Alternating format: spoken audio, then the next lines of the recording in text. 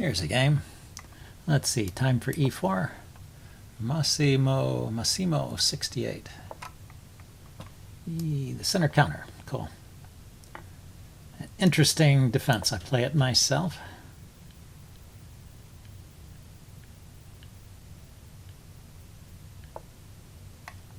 And there are various tricks, but white should be okay with this kind of play. You just don't try to hold on to the pawn. There's a line where you try to grab the pawn and get in trouble. I think I can play c4 here and kick the queen again.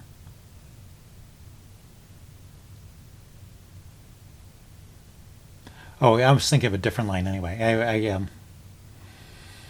I play the line where the knight comes out to f3 first.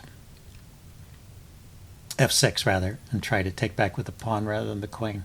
Queen seems vulnerable to getting kicked around here. We'll see if it's a true vulnerability or not. Like knight c3 here, for example, comes with the tempo on the queen, and I got c4 in with the tempo on the queen. So I think that's okay. Knight and queen are defending the pawn, so it's not under attack. So I think I can play knight c3. So anyway, I think black is not playing in the correct way. In fact, the queen, isn't the queen about out of squares here?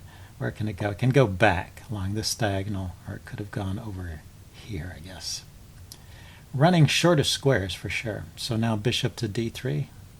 Maybe I can really trap it. It can go all the way over here. That's normally where the queen goes. It goes over to a5 or back to d8. Over here, chasing it, it could also run this way.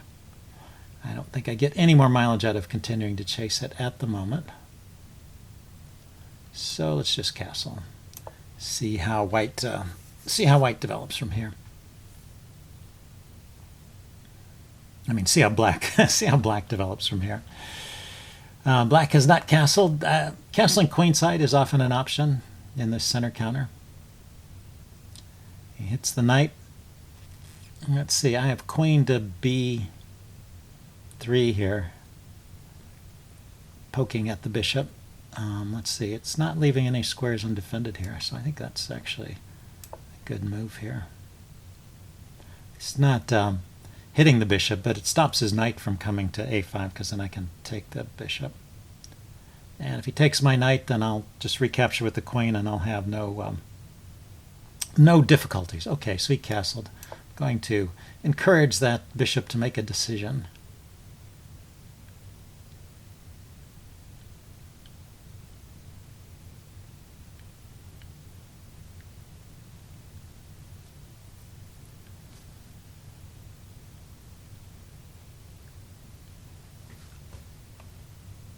Yeah, so I have to think about my play here. Yeah, I was expecting him to end up on the queen side here, so maybe the queen isn't so great over on b3.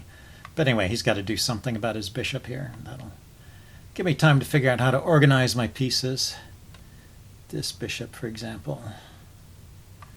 Well, after the bishop moves, I can move my knight somewhere and the queen can come across this way.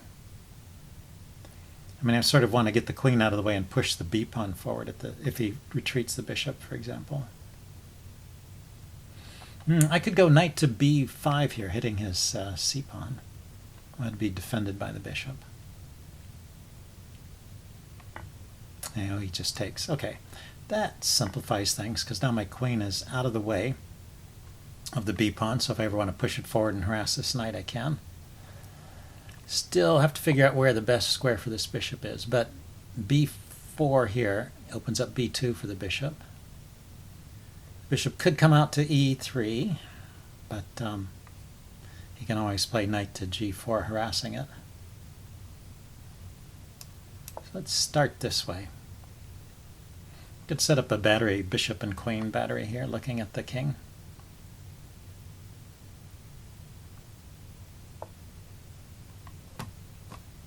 And it gets the bishop off the back rank, so I can bring a rook over to defend the pawn if I need to. It's defended now adequately with queen and knight, because it's just rook and knight attacking.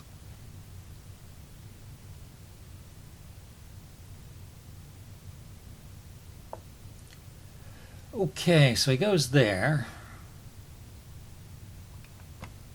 What squares is he hitting? He's hitting these dark squares. And is there any sac? I don't see a sacrifice here. I don't see a check. You play something like knight to, well, if I went queen c2, he could play knight to g3, and then I would kind of force a queen trade. So maybe queen to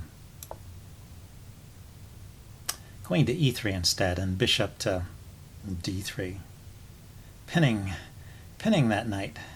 It can't move with a check, and these squares are covered. That's still covered. This knight has no great moves.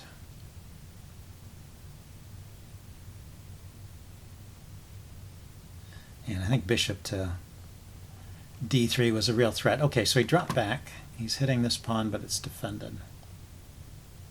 And he's opened up this diagonal towards his king, so maybe I could just... Oh, it's not so simple. I can't play queen. I was thinking of lining up on the light squared diagonal here with queen and bishop, but I can't play my queen to e4 there, at least not right away.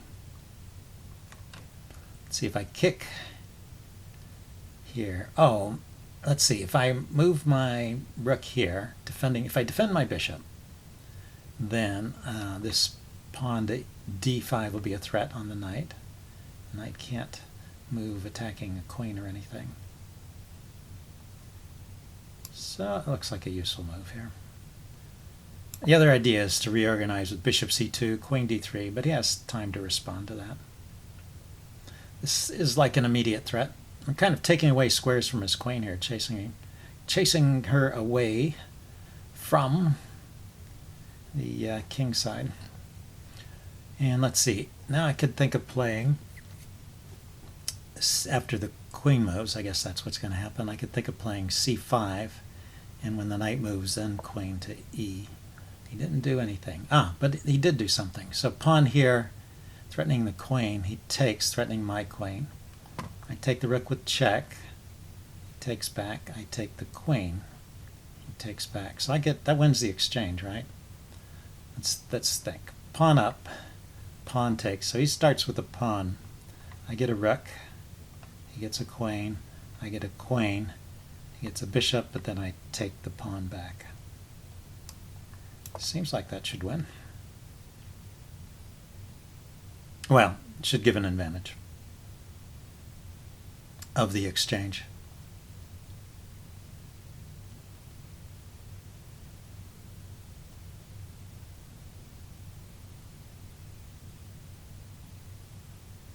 Okay, now he's going to calculate the same thing I did. Oh, he just moved his queen out of the way, so that just gives up a piece. I think it was better to go for that more complicated line, and he's only down the exchange. Now he's down a knight. A knight is a useful piece to have. So let's kick his remaining knight. I'm just setting up for this battery. He's going there. And we'll still set up for that battery. So now the threat is g4, winning another knight, or allowing him to, well, when he moves the knight, I can get a check in here. It's not mating, actually, is it? It's not a mate. Well, maybe it is a mate, because I have this bishop looking at g7 as well as this battery on h7. Certainly winning. Okay, he resigned there. Well, it was a short game, but an interesting one. I will upload this and do a postmortem. See you guys later.